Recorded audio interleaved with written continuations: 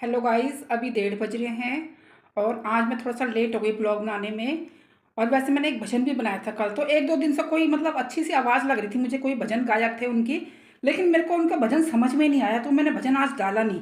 गा के बना तो दिया मैंने, लेकिन मैंने बोला ये गा क्या रहे हैं ये मतलब। तो मुझे समझ नहीं आया, तो मैंने अपनी बेटी से बोला बेटा वो भजन मत डालना, जो वीडियोज़ है वो डाल देना, ठीक है। उसके बाद क्या हुआ कि एक भजन और सुना मैंने कि राम नाम के हीरे मोती मैं बिखराऊं गली गली, ले लो भाई राम का प्याला। अरे मैंने बोला हम तो अपने राम भगवान जी का हमारे आराध्य हैं, हम तो उनको समेटने में लगे हुए हैं, और इसने गाने में क्या डाल दिया कि बिखराऊं। हम ऐसे कैसे कि हमारे लिए तो बहुत राम भगवान जी बहुत कीमती हैं भाई।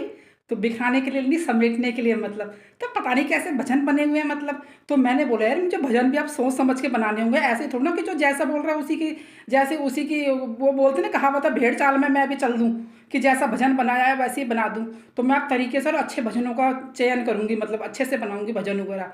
वैसे तो मेरी इतनी अच्छी आवाज़ नहीं है, लेकिन फिर भी कोशिश करती हूँ मैं कि अच्छे से भजन बनाऊँ। क्योंकि कई भजन ऐसे होते हैं कि कई लोगों की आवाज़ अच्छी, किसी में किसी की आवाज़ अच्छी होती है, किसी में आवाज़ अच्छी होती है। जैसे एक बच्ची भजन गाती है, मतलब एक लेडीज़ गाती हैं कि शिव की जटा से भई गंगधारा है, भोले की जटा से भई गंगधारा। तो इतनी अच्छी सुरीली आवाज़।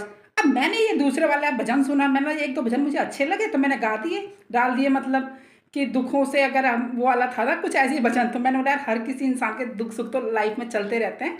तो मुझे एक दो भजन अच्छे लगे। फिर मैंने एक भजन बनाया तो मुझे वो समझ में नहीं आया। मैं लगा भैया नहीं डालूंगी मैं ऐसे भजन, जिस भजन का कोई अर्थ सही नहीं निकलता या इसका मतलब गलत निकलता है तो वो भजन मैं बिल्कुल नहीं गाऊंगी। जो अच्छे होंगे वही गाऊंगी, और अब मैं ध्यान से बनाऊंगी कोई भी भजन वगैरह बनाऊंगी तो छोटे मोटे शॉर्ट, जैसे मैं अपने मतलब मन से दिल से गाती हूँ, भगवान को याद करती हूँ ना, तो अच्छे अच्छे भजन गाऊंगी।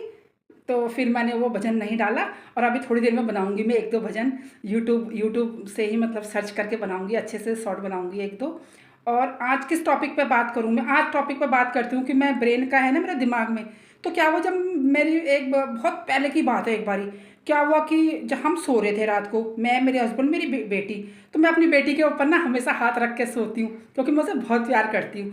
तो क्या हुआ अचानक कि पंखा चलते चलते चलते धड़ाम देने गिर गया।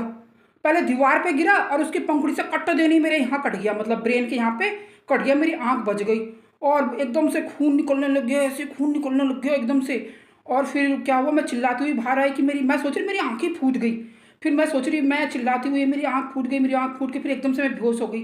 फिर हमारे बगल में एक भाई रहता था, उसने क्या करा, हम उस समय रेंट पे रहते थे, तो एक तावल लाया वाइट रंग का, पूरा तावल ब्लड से भर गया, पूरा तावल, क्योंकि एकदम फुहारा सा छूटा मेरे आँख के यहाँ पे ऊपर से ब्लड का। फिर उसके बाद मुझे फटाफट इमरजेंसी ले गए सफदरजंग हॉस्पिटल में। मेरा जितना जितना भी मैं ट्रीटमेंट करवाती हूँ मैं सब सरकारी हॉस्पिटल में ही जाती हूँ। और क्योंकि मतलब मुझे लगता है कि सरकारी हॉस्पिटल में अच्छी फैसिलिटीज़ होती हैं, और पेशेंट को ऐसे मतलब जितनी ज़रूरत होती है उतने दिन तक ही रखते हैं। तो गई मैं, फिर फटाफट वहाँ पहुँचे। फिर जो वहाँ थे मतलब वहाँ के जो डॉक्टर थे उन्होंने मेरे 8-10 टाँके लगाए यहाँ पे, फटाफट से इमरजेंसी में गई मैं सफदरजंग में, फटाफट टाँके लगाए। और हमने बाइक बाहर खड़ी करी और हमारा हेलमेट ही चोरी करके ले गया कोई क्योंकि जब इमरजेंसी होती है तो उस समय किसी को होश नहीं रहती ना। फिर फटाफट से गए हॉस्पिटल में, फिर मेरे यहाँ टाँके लगाए आँख पे, आँख के ऊपर, मतलब ये सारी मतलब। फिर जाके मतलब ठीक हो गई, कुछ समय बाद में ठीक हो गई।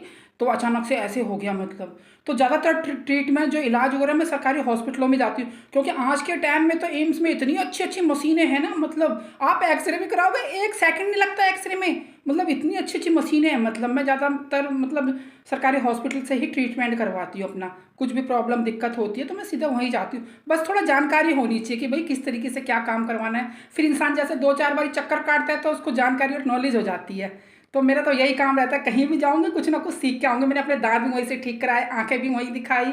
और मतलब जैसे कोई भी प्रॉब्लम होता है, हार्ट की कोई प्रॉब्लम है, तो वहाँ सब अलग अलग डिपार्टमेंट होते हैं। मतलब बस थोड़ा यह है कि थोड़ा समझदारी से अगर चलता है इंसान तो अपना ट्रीटमेंट वगैरह करा लेता है। और वहाँ पैरों का घुटनों का भी होता है, मतलब इतना बड़ा हॉस्पिटल है, मतलब ऑल इंडिया मेडिकल हो या सफदरजंग हो या फिर ट्रॉमा सेंटर हो, तो ज़्यादातर मैं सरकारी हॉस्पिटल से ही अपना ट्रीटमेंट कराती हूँ। तो मतलब मुझे अचानक से याद आ गया कि मेरे ब्रेन में तो कई बार क्या होता है कि मेरा जो दिमाग है ना, मेरे दिमाग का जैसे ब्लड सर्कुलर रुक जाता है दिमाग में, ब्रेन में पहुंचता नहीं है। तो फिर कई बार जब मैं चिल्लाती हूँ तो मैं चिल्लाती रहूँगी चिल्लाती रहूँगी चिल्लाती रहूँगी। फिर कहीं चुप रहूँगी तो चुप रहूँगी चुप रहूँगी चुप रहूँगी। तो मेरी बेटी कहती है मम्मी आप ज़्यादा भारी इधर मत जाया करो, घर में ही रहा करो। क्योंकि मेरा दिमाग का ब्रेन मेरा थोड़ा वो हो जाता है, मतलब कई बार एकदम से सुन पड़ जाता है। क्योंकि जैसे अगर मैं तो पंखे की हवा में रहती हूँ, मैं गर्म ठंडी हवा में भी नहीं रहती ज़्यादा, मेरा ब्लड जम जाता है बॉडी का या मेरे ब्रेन का। ऐसी प्रॉब्लम हो जाती है मुझे कई बारी।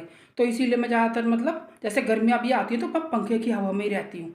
तो मुझे ये सब चीज़ें अचानक से याद आ गई। तो ठीक है, फिर मैं कल मिलती हूँ आपको नए ब्लॉग में। Okay, bye.